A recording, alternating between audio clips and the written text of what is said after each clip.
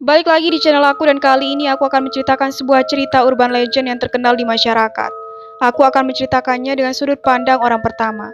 Jadi aku mau kalian simak ceritanya sampai habis dan jangan di skip-skip. Jadi langsung aja kita masuk ke ceritanya.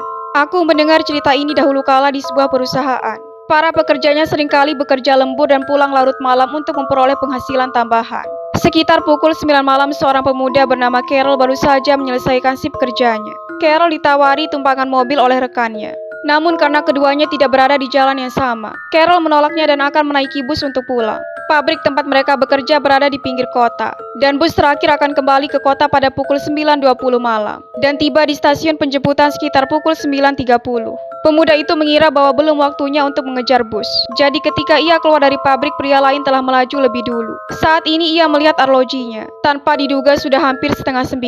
Carol tahu dia bisa terlambat, jadi ia bergegas ke halte bus terdekat. Halte bus itu beberapa menit menggunakan sepeda motor dari pabrik. Dia harus berlari dengan kecepatan penuh untuk sampai ke stasiun. Ketika dia sampai di sana, ia hampir kehabisan nafas. Ia terengah-engah. Pemuda itu melihat arlojinya dan ekspresinya berubah khawatir. Ia takut terlambat. Dan sayangnya jam menunjukkan pukul 9.40 malam. Yang berarti bus terakhir telah meninggalkan stasiun lebih dari 10 menit yang lalu.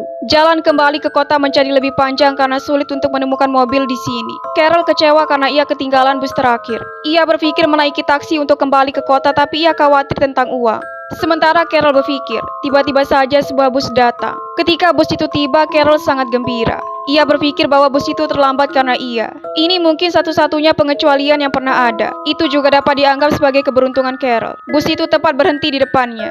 Karena ia sering naik bus pada jam ini. Jadi ia mengenali pengemudi yang membawa busnya. Sekilas yang aneh adalah bahwa ada banyak orang di dalam bus. Biasanya pada waktu seperti ini hanya ada 1 atau 2 penumpang di dalamnya. Tapi ini bakal lebih ramai dari biasanya. Hanya ada 1 orang yang mengikuti gerakan Carol sejak naik. Itu adalah seorang pria parubaya yang ekspresinya berubah ketika melihat Carol. Tetapi ia tidak terlalu memperhatikannya. Carol perlahan menemukan kursi di bagian belakang bus kemudian duduk. Namun pria itu masih menatap Carol dan memikirkan sesuatu.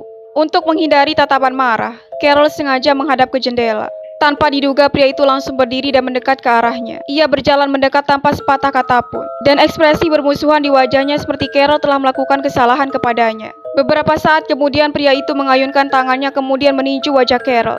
Ia tidak dapat menahannya lagi. Carol dengan marah berdiri dan berdebat dengan pria itu. Ia bertanya-tanya mengapa dia memukul seseorang seperti itu. Carol tidak punya waktu untuk mengatakan apapun. Ketika pria itu dengan ganas mencengkram kerah bajunya dan ingin menyeretnya keluar dari bus.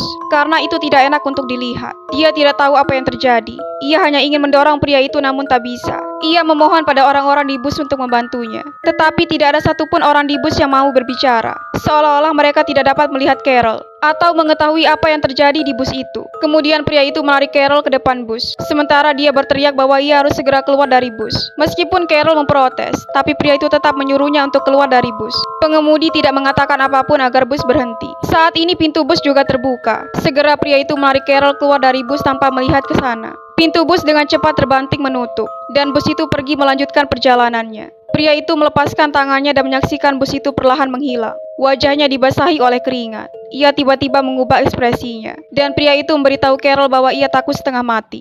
Carol membeku di tempat dan berpikir bahwa pria itu telah kehilangan akal sehatnya. Sehingga ia bertindak seperti itu. Pria yang melihat tatapan curiga dan bingung dari Carol mengatakan bahwa mereka baru saja menaiki bus hantu. Pria itu juga mengalami hal janggal saat menaiki bus ini. Begitu ia duduk di posisinya, ia merasakan ada sesuatu yang salah. Yang pertama adalah semua orang yang ada di bus tidak bernyawa, berbicara, ataupun bernafas.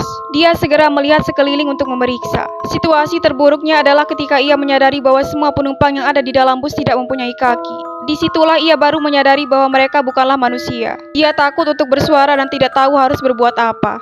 Sampai ketika ia melihat Carol masuk ke dalam bus. Ia menyadari bahwa Carol adalah orang sungguhan yang hidup. Jadi ia harus memikirkan cara agar mereka bisa keluar dari dalam bus. Begitulah penjelasan pria itu kepada Carol, kemudian ia menyuruhnya untuk bergegas pulang. Carol melihat bahwa pria itu tidak seperti orang gila yang berbohong. Pada saat itu sudah tidak ada bus yang lewat. Jadi ia memutuskan naik taksi untuk pulang. Ketika dia masuk ke dalam taksi, ia dan supirnya mendengar sebuah berita dari radio bahwa polisi telah menemukan sebuah bus yang melompat dan jatuh ke dalam sungai sekitar pukul 4 sore. Berita itu sampai ke telinganya dan membuat ia merinding. Segera setelah informasi tentang bus itu dibuat, jelas ke-9 penumpang dan pengemudinya tewas. Yang lebih aneh lagi adalah bahwa itu adalah bus yang sama yang ditumpangi oleh Carol barusan. Selain sebagai urban legend, mungkin ini lebih cocok dipanggil sebagai cerita horor.